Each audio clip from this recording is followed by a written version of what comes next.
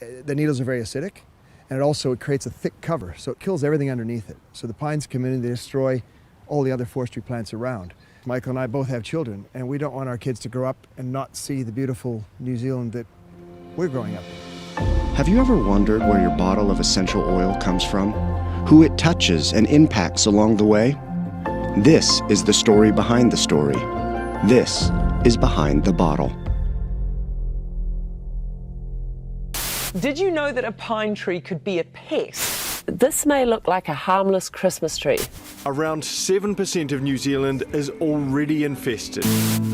When we, as in settlers, came to New Zealand from the Americas, we brought pine trees. And they grew faster than we expected. They spread up to 15 kilometers by wind. We ended up with a big wilding pine problem. It's an absolutely beautiful tree, but not in the right place. You have all these different forest species surviving in the same area. When a pine tree comes in, the needles are very acidic, and it creates a thick cover, and they destroy all the other forestry plants around. So there's nothing stopping them. I was brought up in this beautiful place, but I've seen it change over time, and this introduction or invasion of wilding pines. So I always, in the back of my mind, even from a little kid, wondered about kind of cool ways to try and get on top of them. Douglas fir essential oil is actually the only way that we can clear these smaller trees. There's no other application, but we're so lucky because it's those young trees that make such beautiful essential oil.